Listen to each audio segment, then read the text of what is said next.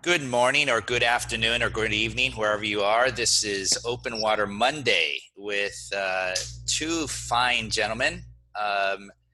Jordan Wilimovsky originally from Malibu, California, now from Venice, California, just a little bit south. And Dave Kelsheimer, an two-time Olympic coach who's coached in everywhere from the Cayman Islands to Australia to Santa Monica. And I'm going to hand it over to our host, Ned Denison. Hello, everybody. My name is Ned Denison. I am the chairman of the International Marathon Swimming Hall of Fame. I'm also a marathoner with a little more than 50 epic marathons under my belt. One of those was when I was with Jordan a few months ago at the WOWSA conference in Redondo Beach, but he declined to go the full 10K distance with me and only went 5. I thought I was in pretty good shape that day, but we'll see. Dave, could you introduce yourself, please? Hi, I'm Dave Kelsheimer. I coach, as you said, in Santa Monica, California. I also run a swim school called K-Swim out of the Griffin Club. And I teach everything from little babies to senior elite athletes, and I tend to like the babies a little more than the senior elite athletes because there's usually less tears and crying. And Jordan, if you'll introduce yourself as well, please. Hey, my name is Jordan Wilimovsky. I'm a 2016 and 2020 Olympian in 10K open water. And also the 1500 freestyle. Sorry, yeah, 1500 for 2016. Yeah, that's correct. And have you decided not to do that for 2020? Well, I mean, I didn't have the opportunity. The plan was to swim the 1500 and 800 at trials, but obviously that changed. So I have to wait a year to try again. Okay. Well, let's jump in with that whole 1500 and open water. In Rio, you did both. And the question I've got to ask is, did you hold something back in the pool knowing you were going to be in the open water in a day and a half, 2 days? Or when you were in the open water, did you reach for sort of seventh gear and go, oh no, I left it in the pool? Or are you just kind of Superman and didn't phase you to be doing two of the world's classic races in a short period of time? I think our goal that whole year was to try and do both. So we were definitely training with that in mind. That being said, I didn't really think about one race while I was doing the other. When I was doing the 1500, kind of my whole focus was on that. And so, yeah, definitely left everything in the pool and, tried the best we could to get ready for the open water race a couple of days later. So, thankfully we had a great staff there and everything like that. Massage therapists and coaches and team managers that helped us get ready the best we can. But it definitely was like a tough couple of days getting ready after kind of leaving the pool and trying to refocus on open water, but a lot of fun. I think, sorry, Ned, I think I think the accomplishment, first off, it's obviously a trend because now all of those athletes are attempting to do both or wanting to do both. That next level of accomplishment for a distance athlete seems to add the 10K. Everybody in that 10K field is either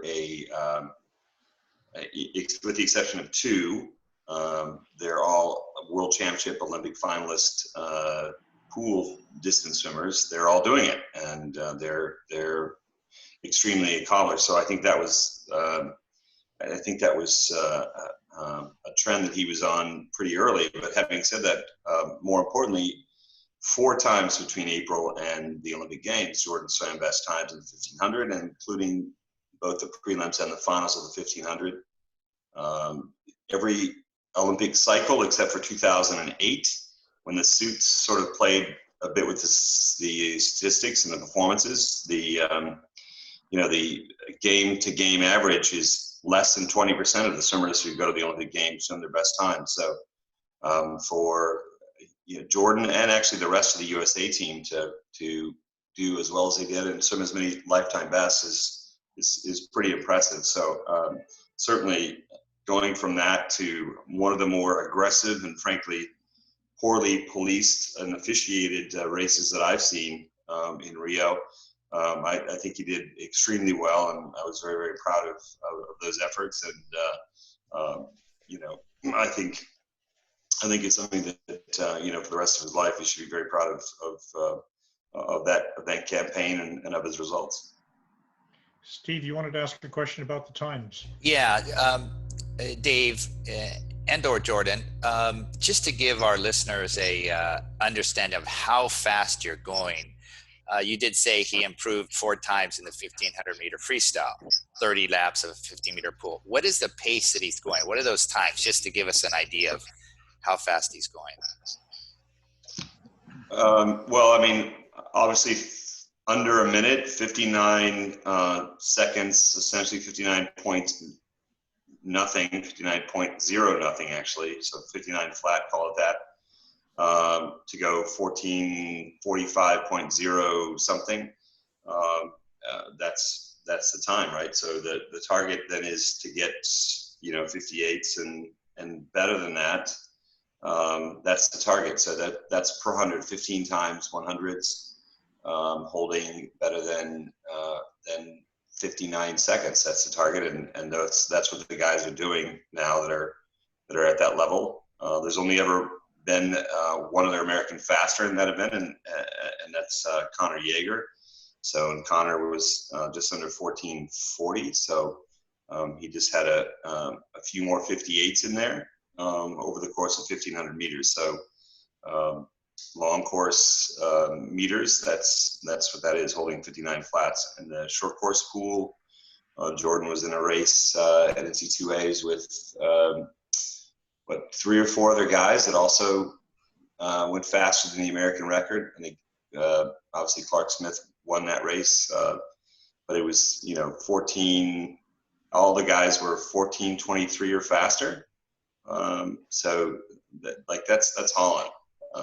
That's definitely a pretty quick pace over a 1500. But the thing is, you need that pace to finish at the end of a 10K now too. The guys who are storming home, they're storming home. It's not good enough just to be out quick. Although we've seen guys taking a lot of stuff out faster than ever before, you got to be able to finish the race. And when you've got the majority of the top end of the field capable of sub 1450 even 1500, and sub 7, call it 740 mids efforts in the 800s. That's a pretty strong field. It's these guys are really capable of some pretty fast times. Even some of them pretty good 400s, 800s. Ferry has been on the Netherlands team for the 4x2 relay for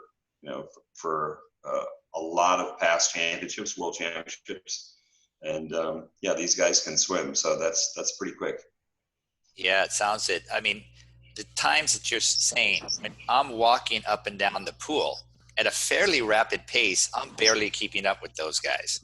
That's how fast they're going. Go ahead, Ned. And then let's look on the other end of that, Jordan. I see at least 125K in your record. Is it the same sport? From 1500 pool up to 25K open water. Is it the same sport, or is it a different sport? I mean, when I did the 25K, it felt like something completely different. So, I mean, I'd say so. It's pretty crazy. It's a completely different animal trying to get ready for the 25K and training and racing and that kind of thing. But fortunately, I only had to do it once. So, lucked out there. But I mean, there's some people that kind of dedicate their whole careers to training for that race, and it kind of looks something completely different than what we do. Is that in your future? When you get to age 28, are you gonna go for the longer distances? Switch over. I don't have any plans on that right now, so okay. We'll see. But as of right now, I don't think so. And I know, Dave, I probably should have asked you what his plans are going to be. I know you. No,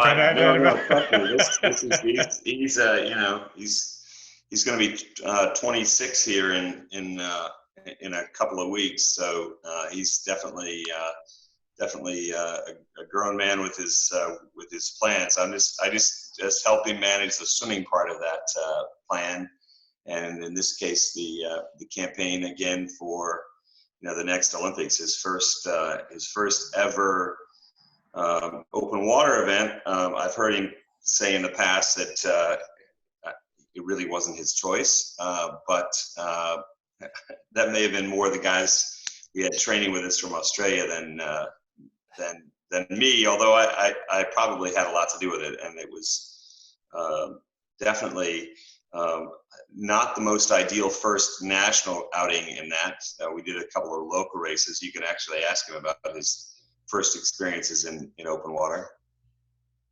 Did anybody beat you up? No, nothing like that. It was in 2011 in Fort Lauderdale for the U.S. Open Water Nationals, and they had pretty rough conditions. So yeah, definitely kind of getting thrown in the deep end there for open water in terms of conditions. But yeah, it was a lot of fun. So I think that's like one of the reasons why I wanted to stick with it afterwards is because I had a great time doing it. And when the Olympics roll around eventually, are you going to be somebody preferring a dead, calm, flat surface, or are you somebody that's going to be preferring some texture to give you an advantage? Actually, I like it when it's calm and flat, and it's just about kind of racing. But you got to be prepared for everything. So we'll get ready for a variety of different conditions and deal with that on race day. And how much of your training is in the open water compared to the pool? I'm almost entirely like in the pool. For us, it's just a lot easier to measure time and speed and stuff there. So we'll be in the pool for all our training sessions, but closer to the race when we're at the venue, we'll spend some time out on the course, kind of going over like specific strategy, sighting, and stuff like that. Yeah, I think I understand the argument that there is an element, another layer, another dimension to open water swimming that can be added when there's chop, when there's textures, as you would say. But I would say nowadays, having been at races like the 2007 World Championships in Melbourne, and having seen conditions which are unsafe on a lot of levels, I think the reality is you can't predict. You can't go just a little crazy without risking going very crazy. You know what I mean? It's either safe or there's potential for unsafe conditions, and the unsafe conditions can be challenging, and especially with the popularity of it growing and more people wanting to do it.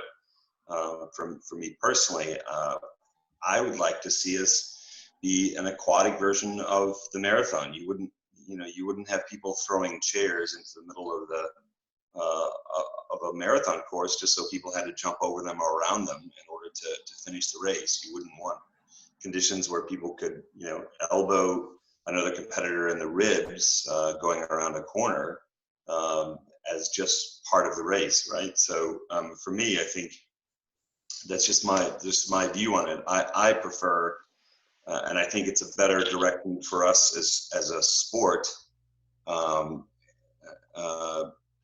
for us to really make sure that this is something that's for the long run, available to everyone and viewed in the way that it should be. It's an amazing opportunity to get outside and to swim in a little bit different venue, but there's nothing that's we're not the X Games, right? Like, and I think at least the type that I do, there are people that do stuff like that that's very impressive, and they do some crazy stuff. But coming from the wider market of swimming as a sport, I like the fact that we're looking at making sure that there aren't extreme conditions for the majority of our races, that we're actually making the sport something that's scalable over the long haul and that can be accessed by the wider swimming community. Certainly, Steve would be well familiar with some of the upper limits of safety on water temperature. And we're aware that at certain other temperatures, you folks are going into wetsuits. I think for the elite racers running at the kind of paces you're running, that makes perfect sense. The other part of the sport, which goes from ice swimming to marathons in quite rough conditions, that's a whole different end of the sport. These are typically people not running at the kind of paces you're running at. And there's typically a larger safety margin with a dedicated safety boat and things like that. So it's a similar sport of open water swimming. There's a lot of varieties within it. Sure. Dave, interested if your off the cuff different impressions of Australian swimmer mentality, Cayman Islands, U.S. and others. Who brings what to the sport? Who doesn't bring something? Well, I think I coached in the Cayman Islands for 10 years, and I think if I hadn't had, if I hadn't been there, I probably wouldn't have fallen in love with open water swimming as much as I did, because in the Cayman Islands, we had what we called sea swims every month, and it was on 7 Mile Beach, which is amazing, and there would be used to be half mile is what they called it. I changed it to metric, the entire setup to try to bring it to more of a world standard. And, we had kids as young as 6 years old doing a sea swim, doing ocean swim, 800 meter. We had, 5Ks, and eventually I pushed them to add the 10K, and they were supposed to host a world championship. But the Hurricane Ivan took that out, in 2004, took out that opportunity. But, down there I had kids that were, I had, out of that program, I had 4 Olympians out of that program, including a couple of medalists. Caitlin Elphinstone medaled in the Pan Ams in the open water. Sean Fraser and Brett Fraser ended up getting FINA A cuts and semi-finaling in the Olympics and finaling at World Championships, and medaling, both winning events at Pan Ams. They were 100, 200 freestyle,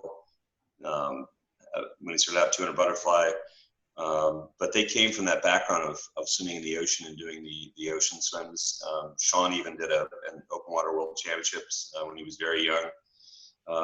I think just falling in love with swimming and movement, and it is fantastic. And we see it in the East Coast of the United States. When I was coaching out there, we saw kids that would spend all day playing at their summer club, and they would get so much better. And I think we see kids like Jordan growing up surfing in Malibu and falling in love with moving in the ocean and the water, and learning how to read how the water flows. I think this is a really special, a really special opportunity that adds a layer that can impact what you do in the water. I mean, both Sean and Brett were very, very good in the pool, and were huge standouts for the University of Florida. And I think Caitlin's medal in the open water was the same race in Pan Ams in 2000. It was 2004, I think. They had the open water Pan Ams. One of those, it was a strange year. I mean, she's racing Canadians and Australians. Sorry, not Australians, Canadians and Americans in the Pan Ams, some pretty high-level athletes. And there was a Cuban referee that didn't really know how to use the GPS and had set the course. This is what everyone was claiming. It just seemed to take a heck of a lot longer. He didn't know the difference between miles and kilometers. And the course was set up a lot longer. So, my girl wasn't afraid of going longer. So she ended up medaling. She was pretty determined. It didn't have anything to do with where she was from. But I think each of these different places have a different, they have a different culture and a different background, but there's similar threads. Playing in the ocean was big in the Cayman Islands. It was big in Australia. It's been big here. I think that adds a dimension. The Australians themselves are pretty beach people. I think Jordan can talk about the impact of having those guys come across. I had 3 national junior team and Olympic trials level athletes come across from Australia when I moved here. They came over here to finish high school and to get into college, and I'm very proud to say that all three of those guys did extremely well with degrees from the University from UC San Diego, from Boston University, and from UNC. So they came with a different cultural view, definitely, but I think it's just a matter of loving the water and playing in the water and being an aquatics person. And it doesn't really matter what that body of water looks like. You spend a lot of time in it, you get to know it, and you get to love it. If you go back 70 years or so, Steve might remember the name of the camp in Canada, but there was a summer camp in Canada, Camp Opioki or something like that. And an amazing number of elite swimmers ended up spending their summers there. I think Naiad was one of them. Marty Sin was another. Was Harry Huffaker another one, Steve? Buck Dawson was involved running it along with Bob Dunkel, I think. Correct. It was just an amazing gathering of both pool swimmers, lake swimmers, ocean swimmers, and I think they all were the forebearers of what Dave is talking about. Just establishing the love of the water, whatever that water is, chlorinated or salt, fresh or rough. And I believe it was Mike Mann that might have started it, but Buck Dawson, and it continues to this day. And it really introduces a love of swimming in a very enjoyable manner. Campfires and looking at the sunrise and sunset, and once you do that, you're, as everybody on this call knows, your love for the water is just lifelong. I think I remember one of the stories I remember is they would check out canoes, and they would swim sort of 7 miles down the lake to get an ice cream, and canoe back. Instead of a designated driver, somebody would be in charge of getting the canoes down there for them to come back in. So that's interesting. It's not a cultural or a national thing, Dave. It's did you grow up near open water? Did you were you splashing every day? And it gives you that love and more than that, even that feel for what a current is, for example. Absolutely. And Jordan, must have been a big change to go from the Southern California to Northwest. Yeah, definitely. A bit of a shock with the weather and everything like that, but it was a lot of fun. I love the time I spent at Northwestern. What did you study, Jordan? I studied political science. Got it. Are you going to be a mayor, senator, president in your future? Probably not. I don't think so. We're an infectious disease specialist these days to be. Probably not that either, but yeah. So Jordan, talk to us about winning the world championship in the 10K. What did it mean? How did it feel? Did it change your life? Did it change your confidence or the way you take on the world? It was definitely an incredible experience, and super proud of my result in 2015. But for us going in there, it was just trying to get top 10 to make the Olympics. And so kind of that was our focus the whole year after I'd qualified, to try and get top 10. So I wasn't even thinking about winning. So when I was lucky enough to touch first and stuff, it was kind of a shock. But I think it gave me confidence that I could compete with the top guys up in open water, and I think just moving forward in international races, kind of the race strategy that I felt like kind of worked there, and the training that I'd done previous to that, it kind of validated that and gave me more confidence moving forward. Talk to people about the finishing pattern in a 10K. So it's a better part of 2 hours, and the top 10 swimmers, how far apart are they in seconds or tenths of a second? Yeah, usually it's super close, despite the fact that the race is, like you said, sometimes 2 hours long. I think a lot of people equate to like the Tour de France or like cycling, where you have all these guys coming in right next to each other. So there's races that I've been in that have been separated by, you know, tenths of a second. And I think at World Championships this year and the Olympics in 2016, like the difference between first and 10th was just a couple seconds. So, you know, you gotta make sure you have some power left for the final, you know, 1,000 meters, final 100 meters to try and be there at the end with all the other guys. And in your 2015 championship, you seem to have a bit of space between you and the others. Did you make a plan to separate X meters from the end, or did it just kind of work out that way? I think I was lucky enough that it kind of just worked out that way. You know, I started trying to make a move a little bit later on in the race, and kind of just put my head down. And when I turned around, just kind of check where people were, I noticed I had a bit of a gap, and that kind of gives you confidence to keep pushing. So yeah, I was lucky enough to break away a little bit at the end there. So I'm guessing in the 1500, you're not supposed to pick your head up and look around and see where people are. Dave, do you let him do that in the open water? Is that part of the strategy to use a little bit of extra head motion to know where you are, to plan your moves, to know what to do? Or were you screaming, get your head down, Jordan, and swim? No, I mean, he's a you know, one of the better athletes to certainly, you know, in the world and in the U.S. So he's, you know, the very good guys can sense where everyone is. They are obviously looking, but they're not obviously looking. They have a sense of where everyone is without wasting a lot of energy doing it. In 2017, we had he was just touched out. It was, you know, like a photo finish with Ferry Birdman. So he was second in that race, and that was all at the very end of the race. They were both very conservative, I think, in the beginning of that. Ferry did the same thing in 2019 to qualify and ended up, you know, behind Jordan. Palchinieri had a habit of going out really fast, and also was behind Jordan at the finish. So I think everyone sort of experiments with the strategy and, you know, towards that main goal. The world champs are a little different.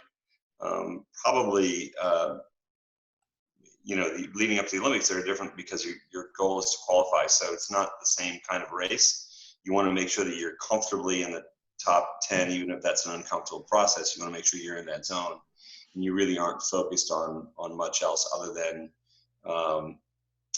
you know, getting yourself on, you know, a ticket to the Olympics in the next year. So for Jordan, it's he's at a level where he just knows what's going on around him, and he's able to sense of where he needs to be to begin with. And then there's a whole bunch of strategies that I think are evolving in open water swimming. I think we're seeing much more speed on the front end than we've seen in the past. And I think, you know, the Palchinieri version of doing this is going to be probably more of the norm. Well, Rock's going to be out there pretty fast. Those guys are going to be very, very tough to hang with, not just at the last bit of the race previously, but I think it's going to be tough from the beginning. You're going to have to be ready to go quick. And Jordan, when you're in one of these races, are you doing, when you're in front, are you sighting every 10, 15, 20, 25 strokes?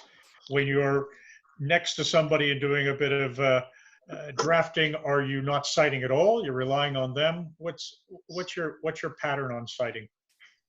Yeah, you know, you don't want to be too reliant on other people just in case you're not taking the best line. But typically, when I'm not in the front, I kind of don't try to sight as much. But I don't have a specific stroke number that I follow in terms of looking up. When I'm further up at the front, perhaps maybe I'll go a little bit less strokes just to make sure I'm on the right course. But anytime it feels like I'm kind of veering too far one way or the other, I'll pick my head up and sight to the nearest buoy or like landmark. But other than that, yeah, try to do it as little as possible. So you're now a 2020 Olympian. Congratulations. Thank you. What do you need to do to get to Japan next year? Uh, Do you need to win or come in top X on anything, or you just need to show up on the day in great shape, in a great place? yeah, show up on time for my flight, I guess. Yes, they've announced that they will have the athletes that had qualified via the World Championships be the athletes that qualified for the Olympic Games, despite that they're moving it a year. So I've fortunately already qualified for the Olympics again next summer, I guess. So yeah, for us it's just about getting another year of training in and getting prepared for next summer. I think our, we have an Israeli swimmer who's been training with us who actually broke the Israeli record in the 1500 with us as well, and has made some pretty dramatic turnarounds in a short period of time. He was 20th at the World Champs, and will have to, what he has to do to qualify to fill those extra spots is still not yet been determined. So we're hoping that it's a similar sort of a timeline to what Tokyo was supposed to be, and we were ready to go to Fukuoka and see where he could go. He's Matan is his name, and I think he's pretty strong, but he's in a different boat. Jordan's qualified, but he earned that right. So did all of the other guys who were there, the 9 Europeans and Jordan, who qualified for Tokyo. That one's there. So I think for Jordan, it's an opportunity to get faster and to get stronger and to train and you spend that entire cycle preparing for the 10K, specifically for getting top 10 of the 10K. That's where it's at, and it actually is a much shorter timeline than you realize. It's a much shorter time than you realize. So you've got to really be specific in what you're doing, preparing for that 10K, not at the cost of anything else. And I think with experience, you can probably look at things a little bit differently. But at this stage, it's a whole new ball game. We don't really know what that roadmap could look like because we now got over a year. To prepare. Was there any question, Jordan, you'd wait another year? Yeah, absolutely. I think, it's an opportunity to compete at the Olympic Games. Definitely not going to turn that one down. It's just one more year. The only thing I can relate to is I was playing water polo in the Berkeley area when the 1980 guys didn't go to Moscow. And some of them hung on to 84, which was in Los Angeles. Some of them just retired, and a few just got bitter for years, it seemed like. I think the water polo players tended to be a bit older, but it's good to see you're going to be there.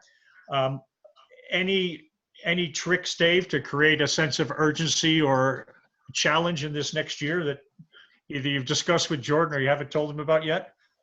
The nice thing about coaching an athlete, and all of the athletes that we coach aspire to be more like that, is that he's a pro. He's a full grown pro athlete. So there's definitely no shortcuts. He realizes this. He's going to spend this next month. I know that he'll be doing what he needs to do to sort of keep himself mentally focused and taking the time to recharge and make sure that we're ready to start again. We'll have some younger guys joining us, through the spring, and we'll have so hopefully our some of our foreign guys coming back and joining us, and those guys will be coming in to try to take him down. He's the target in training, and I think having that group of athletes there, where he has to fend them off essentially in something different every day. That's tough. That's a tough training. I think probably he's had in the past year, he's had some of the toughest training he's ever done as far as intensity of training. And I think heading into the next year, we've got another year of refinement. So I'm excited to see what he can do. And the reality is, especially with male athletes, there's a man strength that comes later in your 20s that you have skills you didn't know you had.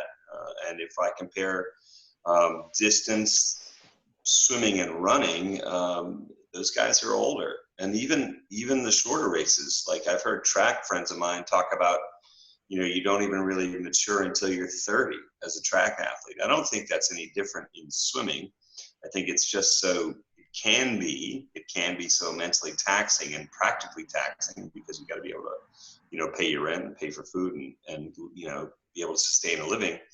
I think that's what drives more people out of it than anything else. Yeah, there's some overuse injuries that can come into it, but I think, the reality is, if you can keep your focus, you have advantages as you become older. And at 26 soon and 27, I think he's going to be coming into a stride and another level that should be fun for him to see what he can do.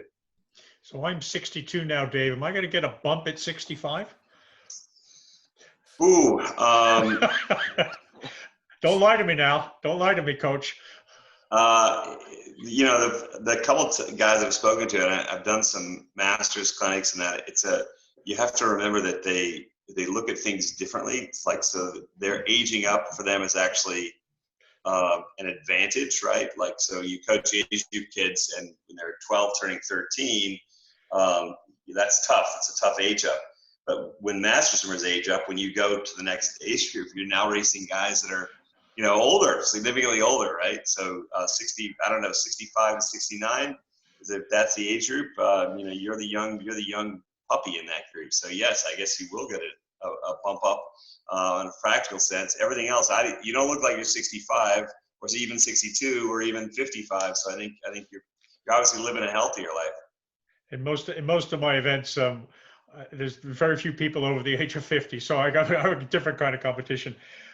Talk to us about the mental drama in Rio as that course sort of disintegrated the day before.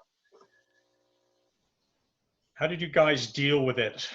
I don't think the course disintegrated as much. I think it was a pretty good course. I think obviously there was definitely some real challenges in officiating that they worked hard at correcting and making sure that they're smarter about that.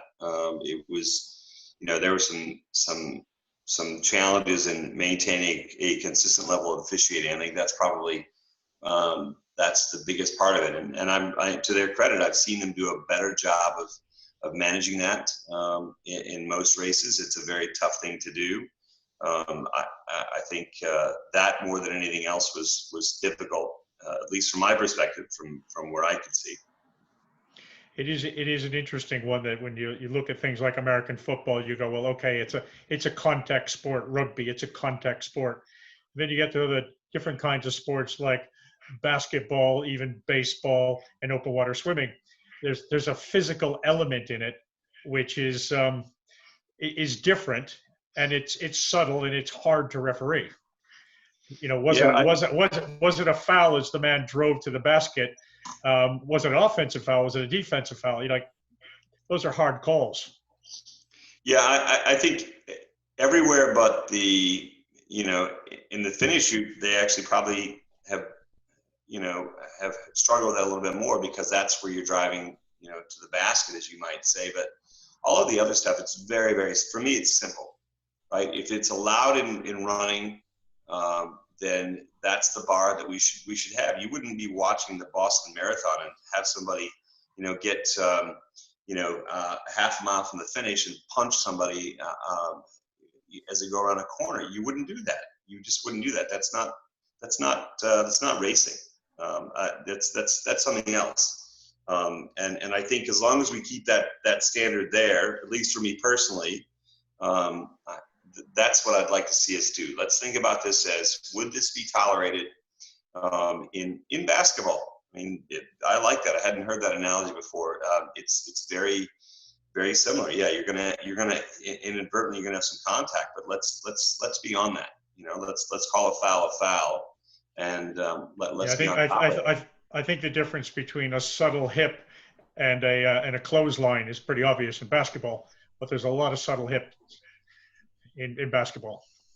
Yeah, yeah, absolutely. I think it's a great analogy, and I think they're doing a better job. They're doing a better job of policing that and making it more about who's the best athlete, who's the best swimmer, who can swim the best, not necessarily who can, get away with clotheslining or throwing an elbow in a competitor. That's not for me. That's not interesting. That's not sportsmanlike. But then again, Jordan's not very tall, so he's got to go against guys that are 6'3" and some pretty big guys. Are you suggesting that Ferry might put the body on him going around a corner?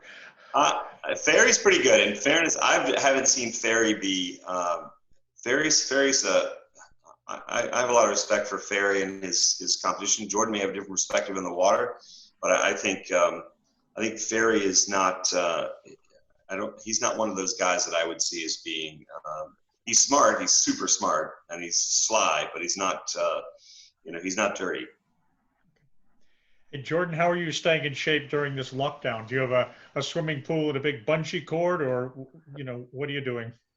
Yeah, fortunately, I've been able to go. My uncle has a pool in his backyard, so I've been going there with a stretch cord just a couple times to kick for a little bit, swim for a little bit, but that's just more to stay get a feel for the water still. So I've been doing a bit of dry land every day. Once again, that's just more for fun than anything. It's not really any swimming specific stuff. I'll do more core and stuff for that, but yeah, just a little bit of swimming, a little bit of dry land, and trying to stay home. And your competitors, people like Ferry and Giorgio in Italy, they're presumably locked down as well. Do you have any competitors that aren't locked down?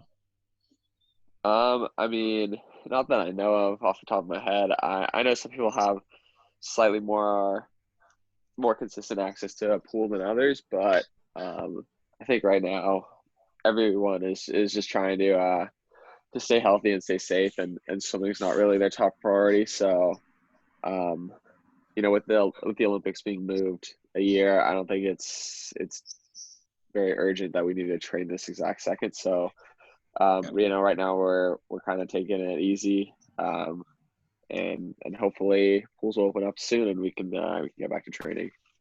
And are most of these of your top competitors, do you have close friends in that group? Are you talking a couple of times a month to them, or is it they're the competitors? I know they're my friends, and you get to know people pretty well racing and stuff. So, you'll shoot them like a message or something every once in a while, see how they're doing. Like different countries, different lockdown kind of procedures. So, yeah, I think everyone's super friendly, and for the most part, everyone I've met in the swimming community, open water community, has been awesome. So, yeah, you want to see how they're doing and what they're up to right now. And Dave, is it the same for the coaches? Are you in contact with Stefan in France and Massimo in Italy, or are they in a different world for you? I mean, Stefan is great. He doesn't actually do, day-to-day on deck coaching. So I'm not, we wouldn't have the same conversations. I think he's done a great job coordinating, French open water swimming. He's dealing with a different culture. I got to give a shout out to Bryce Elser, who's done a lot to help develop that culture here in the USA. But obviously in France, it's a little bit different. He has a different scenario. My day-to-day conversations are going to be with coaches that are on deck coaching and dealing with that. I'm really blessed in that. In my formation as a young coach, I had guys like John Carew as a mentor, Lori Lawrence, who also got me into teaching babies and learn to swim, and really is a mentor on that. Michael Bull is one of my best friends from Australia, and So between the stuff I stole from Dennis Cottrell and John Carew and Michael Bull and all of those guys, even the great Ian Finlay, God rest his soul. He's these guys were people that at one point were people I looked up to, and now they get to be friends, and we can not just talk about swimming, but how's your life going, those sort of conversations, and then I can slip in whatever nuggets of wisdom I can take. I will occasionally talk to Mark Schubert, and by the way, he was fantastic. Mark was fantastic in Mission Viejo. We followed the rules. We had the support of Brian Goodell, who were making sure that we were up to date on everything that was required and everything that was sensible. Those guys really, they were fantastic. When we thought that this was the Olympics were still going to happen, and we didn't really realize the scope of everything that was going. We were making sure that we didn't want to do anything that was improper or wrong, and having that contact with Mark Schubert during that window, we were able to do some training sessions down there in Mission Viejo. That was incredible, and I was a young coach reading the book Champions about Mark, when I started my career. So. For me, I'm just amazed that I can actually get to know these coaches who've been legends for so long, and then as I said, occasionally steal what I can from them. When it comes to strategy and dealing with athletes, whether it's Jordan or another athlete, do you have a consistent way of dealing with your swimmers? Do you have a different way for each of them? Do you have 4 or 5 different ways, and people fit into those slots? My only experience at even something like that level was the great water polo coach Pete Cadino, who never needed to yell at me, but he sure had his group of players that got yelled at a lot. He had different approaches for different folks. What's your strategy on these things? Yeah, I mean, I think the work and the ideal work is pretty fixed. It's fine. We know what the ideal work is or should be from most athletes, as far as just the physical action, but getting them to that point where they are capable of doing that, that's the challenge. So I think mentally and in communication, it's a different approach for each of those individual athletes. It's a lot easier just to come in and write a workout and go, okay, this is what we're going to do today. And having Jordan being if you like, the alpha within that group, that sets a bar that's pretty tough. And when we've got young guys, this past year we had Nick Norman training with us. He was very, very good. He trained with us a couple times in the past year, and we had other people that would drop in, and we had a regular crew of guys that were just trying to do their best to hang with Jordan. And each of those guys would have their days where they would shine in one area or the next, and they might be able to challenge him on a certain, type of work. But I think, for Jordan, it was a bigger task because, if somebody was strong in kick, they were going to try to take him down on the kick day, or they're going to try to take him down on the pull or the stroke count. Another athlete, or if they're, so everybody has a good day someday, they would come at him in either the sprint set or in the heart rate set or whatever that was. So I think his task is probably the toughest because he's the guy that works to be sharp every single day. Whereas the athletes that are sort of developing and younger, they're just trying to find that one day where they can go, you know what, I hung with Jordan on those, or I beat Jordan on one of the efforts, because he doesn't get beat much, and certainly in our workouts, because he finds a gear. So I think each of those athletes have a different task, but the path is very, very similar. And I think finding their own way to that path is probably the biggest challenge of coaching a diverse group of swimmers. Jordan, if it helps, I call those young folks pups, as in puppies. And I say, well, you got me on that day, but we're back here tomorrow, and we'll see if you can put 2 of them in a row together. And I just call them pups. At some point, they grow up and might consistently kick my backside, but for a while, they're just occasional nipping.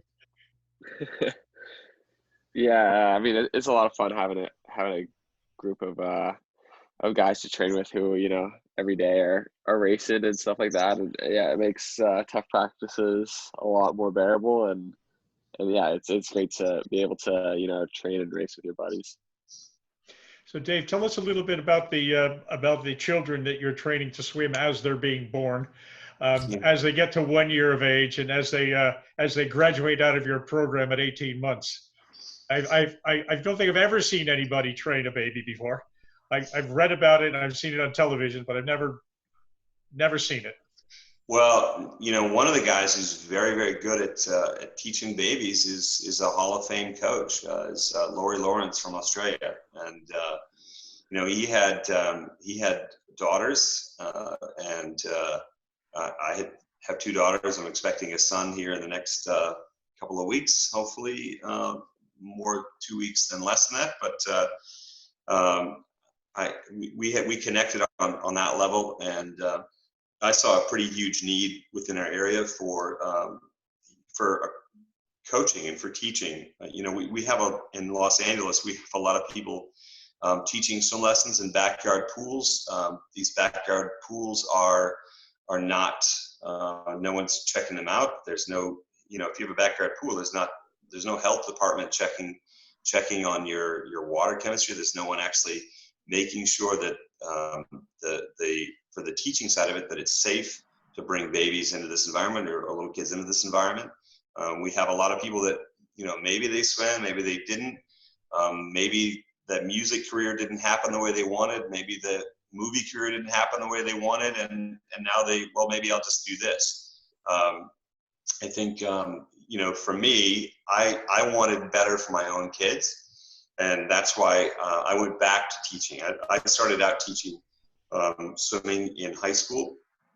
And I started out doing even my first baby classes with absolutely no clue what I was doing when I was still in high school, and had always been sort of involved in it. But it's a different approach when it's your own children. And I decided to, in the same way that I would coach swimming, just to go back and think about what I was doing and why I was teaching in the way that I was teaching, and to steal what I could from the best on the planet. I think the Carlisle Swim School in Australia is fantastic. I think Reese Rackley, the Rackley schools in Australia does a great job as far as a scalable swim experience for everybody. There's so many great swim schools even across the U.S. where these teachers are doing great things. So you know, I'm just trying to take the best of each of those different programs and hone and develop what we're doing, just like I would if I was coaching someone to try to win, you know, world or Olympic medals. You know, what are we doing and why are we doing it? And then just making sure that we show up to class prepared and ready to help those kids enjoy it. We are intense, but we're not aggressive. We want smiles. We don't want anybody to be forced into swimming. We want to teach, basically it's 4 steps to teach someone how to swim. You need to get them comfortable and sensible around the water. You need to get them, and I would include floating on that, right? You need to be able to have them be comfortable within the element of the water. You need to have them be able to move in the water, right? So there's some form of locomotion, and that usually starts with teaching a baby how to kick. And then we want to be able to sustain that, which is breathing, right? Teaching them to breathe while they swim, either the head up or a rollover breathing. And then finally, you're just refining it. So I think going from you know, water baby through to an actual swimmer is really just those 4 steps. And as long as we've broken it down at each level, and we're willing to let each child take their own timeline, then I think it's just as exciting, and probably frankly many days more exciting than helping people prepare for the Olympic Games. And you know, now that I have my own children, I think I probably am better at dealing with other people's kids better than I was before, certainly. Jordan, have you seen the coach working with the kids yet? I have not been to one of his swim classes. You gotta go, Jordan. You gotta go because he's probably doing things and he's trying it out on you later. Yeah, we're trying it out on us first. You never know. You'll be in the middle of a set and you'll just start breaking up laughing, going, "Oh, I saw that with a 1-year-old." Yeah, probably. Yeah, like I said, I do tell them that I do enjoy the water babies as a parent to be better than the elite guys because there's usually less crying and tears with the water babies. Well, listen, guys, we've about reached the end of the interview. I want to thank you very, very much for your time. You've got some somewhat elite swimmers around the world who are hanging on every word because they can relate to it, and then you've got the kind of traditional epic marathoners who are kind of interested in this this speed element and fascinated by talk about conditions and 10K versus 25K. So it's interesting for all members of the sport. Steve, any last words from you? I have a word, but I actually have one question that fascinated me. Dave, you were talking about the 4 stages of teaching a child how to swim, and you mentioned kicking was very important. And I've also seen your practices with Jordan, where kicking is very important. And then also Jordan just mentioned that he swims in his or he kicks in his uncle's backyard pool. And I thought it was fascinating. We have 2-time Olympian focus on kicking in a lockdown situation. And here are you, a 2-time Olympic coach, talking about the importance of teaching babies kicking. Well, I mean, so if you've ever done lifeguarding, they tell you to, if someone's drowning, it's not this loud, raucous screaming thing. They just silently sort of slip under, and they slip under because they've gone vertical and they're not kicking, right? So if you can't kick, you can't swim. If you can't kick, you're not going to be in that horizontal position. So I mean, we do a lot of things. We teach parents to do some activities in the bathtub during bath time to condition them. The first condition is, when they're washing the hair, big cup of water ready to go, and you're pouring the water on top of their head. That's when they know they need to hold their breath, right? So you condition them to hold their breath, and then we hold them in a position. They're holding onto your shoulder, and you're teaching them to kick. All right, okay, daddy kick. Ready, go, and I'm kicking, and then you kick. And they learn to actually move their legs first. So they start learning to swim by kicking their legs. That's the first point, and pushing themselves into the horizontal position. And then those arms sort of become like little flippers at their side, and then eventually they start moving in bigger and bigger arms until they're actually swimming. But it does start, from the kick. At the elite level, it's probably more that it's the largest muscle group in your body and the most dense muscles in your body. And even if you don't, even if you're not kick driven, everyone kicks to a degree. Even if it's just a 2-beat or a 4-beat kick or a crossover kick, there's kicking in distance swimming to some degree. Now, even if that minimal kicking over 10K, even if that minimal kicking over a 10 kilometer is not significant, it's going to add up over time. So you want to make sure that those big muscles in your body are efficient and fit so that they're going to take as little energy as possible from the rest of those muscles, which help you move forward in the water. So probably 2 different approaches. The first one being just pure basic locomotion, and then for the senior guys, making sure that you're having those muscles be very, very efficient. Thank you very much. Dave, as you know, I could sit here and listen to you for hours and hours, but we also don't want to give all your secrets away to all your competitors for 2021. Thank you. So Jordan, thank you very much for getting up at 7 o'clock, although it's pretty late when you're not in lockdown. And Dave, thank you very much. Good luck with the 3rd child. And my best to your wife, a family practitioner who's really doing a great job in these times. Thank you. Ned, thank you again. Thanks, everyone. Thank you, guys. Soon. Take care, Jordan. Thank you guys. Take care. Good luck. Thanks. Bye. Bye.